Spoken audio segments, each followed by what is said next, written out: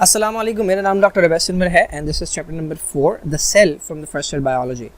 Now a phospholipid molecule has a head and two tails. The tails are found. तो phospholipid वो molecule होता है जिसके अंदर जो कि लिपिड की एक वैरायटी होती है जिसके अंदर बेसिकली एक ग्लिसरॉल का मॉलिक्यूल होता है, ठीक है. This is the glycerol molecule, these are the fatty acid, और ये ऊपर जो मॉलिक्यूल लगा हुआ होता है दिस इज़ फॉस्फेट. तो ये इसका हेड होता है जो कि हाइड्रोफिलिक होता है, पानी को पसंद करता है, और ये इसकी हमारे पास टेल होती है जो कि हाइड्रोफोबिक होती है, पानी को पसंद नहीं करती. और ये मॉलिक्यूल जो है हमारे पास पाया जाता है सेल मेम्ब्रेन के अंदर. तो सेल मेम्ब्रेन के अंदर इसकी ना दो लेयर्स होती हैं, ठीक है. ये एक लेयर है, ये इस तरह से एक लेयर होती है, और फिर एक लेयर जो है वो उल्टी लगी हुई होती है, ठीक है.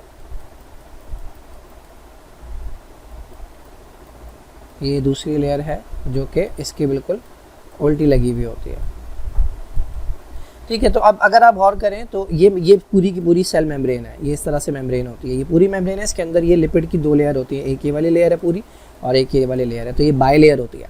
अब इन्होंने पूछा है कि इसका एक हेड है, तो ये वाले जो ऊपर गोल गोल नज़र आ रहे हैं ये हेड है जो कि एक दूसरे से दूर है. इसका हेड इस तरफ है, इसका इस लेयर का हेड इस तरफ है, और दो टेल्स हैं हमारे पास. ये टेल नज़र आ रही है. तो टेल्स जो है वो कहाँ पाई जा रही हैं? क्या ये मेम्ब्रेन की सरफेस से पाई जा रही हैं? तो बिल्कुल नहीं, ये सरफेस पे नहीं पाई जा रही. क्या ये इंटीरियर ऑफ द मेम्ब्रेन में पाई जा रही हैं? यस, ये हमारे पास पूरी मेम्ब्रेन है. तो अगर मेम्ब्रेन की ये ऊपर वाली एरिया जो है ये सरफेस है और ये इसका इंटीरियर है, तो ये हमारे पास टेल मौजूद है इंटीरियर के अंदर. तो this is the right answer. Both at the surface and the interior. तो सरफेस और इंटीरियर दोनों के अंदर नहीं पाई जाती. स्पैनिंग ऑफ द मेम्ब्रेन, पूरी की पूरी मेम्ब्रेन को स्पैन कर रही है, तो ऐसा भी नहीं है. तो ये इंटीरियर वाला पार्ट जो होता है ये बना होता है टेल से, और जो सरफेस वाला पार्ट है वो बना होता है किससे? वो हमारे पास बना होता है हेड से. ना एनर्जी इज़ रिक्वायर्ड फॉर, तो ये ट्रांसपोर्ट की टाइप्स है. दो टाइप होती हैं ट्रांसपोर्ट की, एक पैसिव और एक एक्टिव. पैसिव के अंदर एनर्जी रिक्वायर्ड नहीं होती, उसके अंदर आता है डिफ्यूजन, फैसिलिटेटेड डिफ्यूजन, और इसके अलावा ऑस्मोसिस आता है. तो किसके अंदर रिक्वायर्ड होती है? एक्टिव के अंदर. एक्टिव वो होती है जिसके अंदर चीज़ें लो से हाई की तरफ जाती हैं, लो से हाई की तरफ जाती हैं, एंड दैट इज़ वाई, चूँकि ऑपोजिट जा रहे होते हैं तो इसलिए एनर्जी की रिक्वायरमेंट होती है. अच्छा, अगर यहाँ पर पूछ लिया जाए कि which the following is a type of transport, तो फिर इसका आंसर ऑल ऑफ दीज हो जाएगा, क्योंकि ये भी ट्रांसपोर्ट की टाइप है, ये भी ट्रांसपोर्ट की टाइप है, और ये भी ट्रांसपोर्ट की टाइप है. Now which of these best distinguishes a prokaryotic cell from a eukaryotic cell. तो प्रोकैरियोटिक और यूकैरियोट के दरमियान डिफरेंसेस तो आई थिंक ये सारे हैं. उन्होंने पूछा कौन सा बेस्ट है. तो prokaryotic cells have a cell wall but eukaryotic cells do not. पहली बात तो ये डिफरेंस नहीं है, बिकॉज प्रोकैरियोटिक सेल में बैक्टीरिया और साइनोबैक्टीरिया आते हैं. Yes, they have a cell wall, but eukaryotes के पास भी सेल वॉल होती है. फंगस के पास है, एल्गी के पास है, और आपका प्लांट्स के पास है, ठीक है. तो this is not a difference. Prokaryotic cells are larger than eukaryote, ये उल्टा बोल गए हैं. प्रोकैरियोटिक सेल छोटा होता है और यूकैरियोटिक सेल बड़ा होता है. Prokaryotic cells have flagella but eukaryotes do not. This is not correct.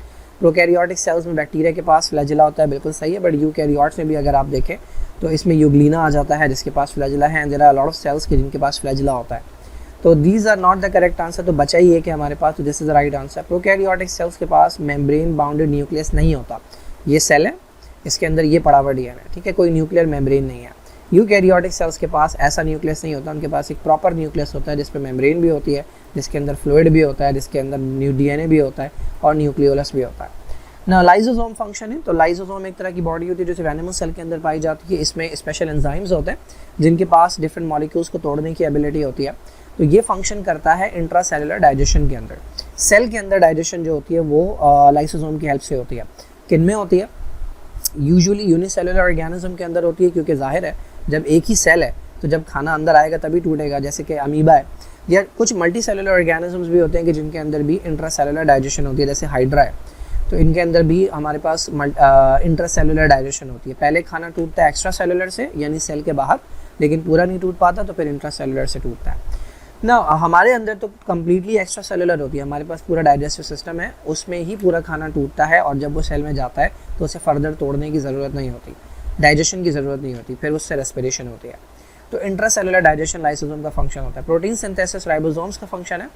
Processing and packaging ये आपका गोल्जी बॉडीज़ का है, और लिपिड सिंथेसिस जो है ये स्मूथ एंडोप्लाज्मिक रेटिकुलम का है. Now which organelle releases oxygen? This is a very good question. जब स्टूडेंट ये पढ़ता है तो वो फ़ौरन माइटोकॉन्ड्रिया पे चला जाता है, क्योंकि ऑक्सीजन का ताल्लुक माइटोकॉन्ड्रिया से होता है, बट माइटोकॉन्ड्रिया रिलीज़ नहीं करता, माइटोकॉन्ड्रिया यूटिलाइज करता है। माइटोकॉन्ड्रिया सेंटर होता है एरोबिक रेस्पिरेशन का, तो ये ऑक्सीजन की प्रेजेंस में ऑक्सीजन को यूज़ करते हुए ग्लूकोज को तोड़ता है ताकि उससे एटीपी प्रोड्यूस किया जा सके। तो इसमें ऑक्सीजन यूज़ होती है, रिलीज़ नहीं होती। रिलीज़ कौन से प्रोसेस में होती है? तो वो फोटोसिंथेसिस में होती है, जो कि क्लोरोप्लास्ट के अंदर होता है। राइबोसोम का function protein synthesis, Golgi hepatitis का मैं बता चुका हूँ, processing and packaging. The protein presence in microtubule, तो माइक्रोट्यूब्यूल आते हैं हमारे पास साइटोस्केलेटन के अंदर, सेल का स्केलेटन बनाते हैं। तो माइक्रोट्यूब्यूल के अंदर जो प्रोटीन होती है उसका नाम है ट्यूबुलिन। अल्फा ट्यूबुलिन होती है, बीटा ट्यूबुलिन होती है, वो मिलकर बनाते हैं एक तरह का स्ट्रक्चर, ठीक है, एक तरह का स्ट्रक्चर बनाते हैं जैसे हम कहते हैं प्रोटोफिलामेंट। ये एक है प्रोटोफिलामेंट, और इस तरह के 13 जब आपस में मिलकर एक हॉलो ट्यूब बनाते हैं, ये पूरी एक, ये पूरी एक, ये पूरी एक, इस तरह की 13 कॉलम्स जो हैं वो मिलकर एक स्ट्रक्चर बनाते हैं, जिसे हम नाम देते हैं माइक्रोट्यूब्यूल का। मायोसिन और एक्टिन जो है ना, ये माइक्रोफिलामेंट्स के अंदर होता है, और कैराटिन जो है ये इंटरमीडिएट फिलामेंट की एग्जाम्पल है। ना characteristics associated with peroxisome only. Peroxisome एक माइक्रो बॉडी है, छोटी बॉडी है, और ये प्लांट्स और एनिमल्स दोनों के अंदर पाई जाती है। अब इसका हमारे पास पूछा है कि सिर्फ इसका, यानी इनमें से कौन सा कैरेक्टर है जो सिर्फ इसके साथ एसोसिएटेड है। Number 1 membrane bound organelle. तो मेम्ब्रेन बाउंड तो बहुत सारे होते हैं, खाली परऑक्सीसोम अनोखा नहीं है जो मेम्ब्रेन बाउंड है। तो this is the wrong answer. कहाँ गया? ये रहा। तो this is the wrong answer. Having single membrane vacuole पर भी होती है, ठीक है, तो this is not the correct answer. Found only in eukaryotic cells. Okay, this option is actually correct because peroxisomes जो हैं they are membrane bound organelle, और membrane bound organelles जो हैं वो सिर्फ और सिर्फ यूकैरियोटिक सेल्स में पाए जाते हैं, वो प्रोकैरियोटिक सेल्स में नहीं पाए जाते। So this option is correct, and this option is also exact line of the book. They contain enzymes for transferring hydrogen atom to oxygen to form H2O2. Because पेरोक्सीसोम्स जो हैं ये इनके अंदर हाइड्रोजन पेरोक्साइड प्रोड्यूस करने की ability होती है, that is why they are also known as peroxisome. यानी सोमा का मतलब बॉडी और पेरोक्सी का मतलब ऐसी बॉडी जो कि हाइड्रोजन पेरोक्साइड प्रोड्यूस कर सकती है। तो इसके अंदर 2 ऑप्शंस हैं जो कि करेक्ट हैं, जो कि राइट आंसर्स हैं, ठीक है। तो इसमें MCQ के अंदर थोड़ी सी गड़बड़ है। ना lysosomal storage disease resulting in blindness, वो कौन सी लाइसोसोम्स हम पहले ही बात कर चुके हैं, वो बॉडी जिसमें मल्टीपल एंजाइम्स होते हैं to break down the chemicals. अगर लाइसोसोम का कोई एंजाइम फंक्शन नहीं कर रहा तो फिर वो मॉलिक्यूल जो है वो जमा होता जाएगा। These are known as lysosomal storage disease. तो वो कौन सी डिजीज़ है? इसमें से पहली बात, ये तीनों डिजीज़ लाइसोसोमल स्टोरेज है, बुक के अंदर तीनों गिवन है। तो वो कौन सी डिजीज़ है विच कैन कॉज ब्लाइंडनेस? तो वो टेसैक डिजीज़ है। टेसैक के अंदर बेसिकली ब्लाइंडनेस भी होती है, डेफनेस भी होती है, बिकॉज न्यूरॉन्स जो है उनके अंदर मटीरियल जमा होता जाता है, तो न्यूरॉन्स प्रॉपर फंक्शन ही नहीं कर पाते, दैट इज़ वाई ब्लाइंडनेस और डेफनेस हो जाती है। मेंटल रिटार्डेशन जो है वो तीनों के अंदर होती है, बिकॉज न्यूरॉन्स प्रॉपर्ली फंक्शन नहीं कर पाते, मटीरियल एक्यूमुलेट हो रहा होता है। गॉशर्स के अंदर जो है वो लिवर और स्प्लीन एनलार्जमेंट भी होती है। क्रैबीज जो है इसके अंदर लॉस ऑफ माइलिन होता है। So there are different problems जो कि इनके अंदर देखने को मिलती है, और ये जेनेटिक डिजीज़ हैं, यानी इनके अंदर DNA ख़राब है तो इसकी कोई ट्रीटमेंट जो है वो नहीं होती जब ये बच्चों के अंदर होती है। ना क्रोमोसोम्स विद इक्वल आर्म्स, तो ये क्रोमोसोम्स की 4 टाइप्स होती हैं on the basis of centromere, position of the centromere. अगर वो सेंटर में है और दोनों आर्म्स बराबर हैं तो वो मेटासेंट्रिक होता है। इसी की बात हो रही है इक्वल आर्म्स वाले की, सॉरी C नहीं है, A है, इक्वल आर्म्स वाले की। और अगर अनइक्वल हैं, एक थोड़ा बड़ा है एक थोड़ा छोटा है, तो ये सब मेटासेंट्रिक होता है। उसके बाद अगर एक बहुत ही छोटा है और एक बहुत ही बड़ा है तो ये एक्रोसेंट्रिक होता है, और अगर एक ही आर्म है तो ये टीलोसेंट्रिक होता है। ना endocytosis which involve injection of solid material. Endocytosis का मतलब एक ऐसा प्रोसेस जिसमें मटेरियल जो है वो सेल के अंदर आता है, बड़ा मटेरियल, जिसके लिए मेम्ब्रेन को फोल्ड होना पड़ता है, ठीक है। तो मेम्ब्रेन को फोल्ड होना पड़ता है मटेरियल अंदर आने के लिए, तो ये हमारे पास एंडोसाइटोसिस कहलाता है। अब इसमें जब सॉलिड मटेरियल आता है तो फेगोसाइटोसिस कहते हैं, लिक्विड मटेरियल आता है तो पिनोसाइटोसिस कहते हैं। एक्सोसाइटोसिस का मतलब होता है मटेरियल का बाहर जाना। So these are the MCQs from the chapter number 4।